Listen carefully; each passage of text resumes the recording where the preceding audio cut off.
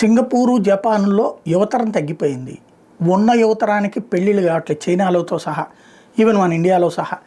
కానప్పుడు ఏం చేస్తున్నారు పెళ్ళిళ్ళు కానటువంటి సందర్భంలో? ఎందుకు పెళ్ళిళ్ళు కావట్లేదు? ఎంత సంపాదించినా ఇంకా ఇంకా కావాలి అనేటటువంటి కోరికలు. వాటి తర్వాతన అవతల వాళ్ళని సాటిస్ఫై చేయలేనటువంటిది. ఆడపిల్లల్ని సాటిస్ఫై చేయలేక అబ్బాయిలు, అబ్బాయిలకి మేమెందుకు సేవలు చేయాలని అమ్మాయిలు. చివరికి పెళ్ళిళ్ళు ఆలస్యాలు, ఆ తర్వాత పెళ్లి చేసుకున్న పిల్లలు పుట్టరు. దాంతోపాటుగా పిల్లలు తక్కువ మందిని కానీ వాళ్ళ జీవితాలు ఏదో అద్భుతం చేద్దాం అన్నటువంటి తపన. వీటి ఇంపాక్ట్ ఏమైపోయింది ఇప్పుడు అంటే పెళ్ళిళ్ళు ఆలస్యం, పిల్లలు ఆలస్యం.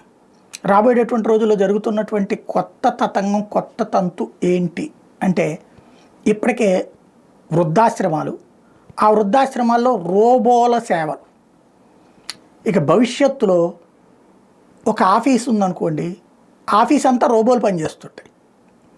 సాఫ్ట్వేర్ కంపెనీ ఉందంటే ఆర్టిఫిషియల్ ఇంటెలిజెన్స్ పనిచేస్తుంటుంది. పైన పర్యవేక్షించే వాళ్ళు మనుషులు ఉంటారన్నమాట. అంటే మిషన్స్ పనిచేస్తుంటే చూడటానికి మనుషుల నియామకం మాత్రమే పరిమితం అయ్యే పరిస్థితుంది.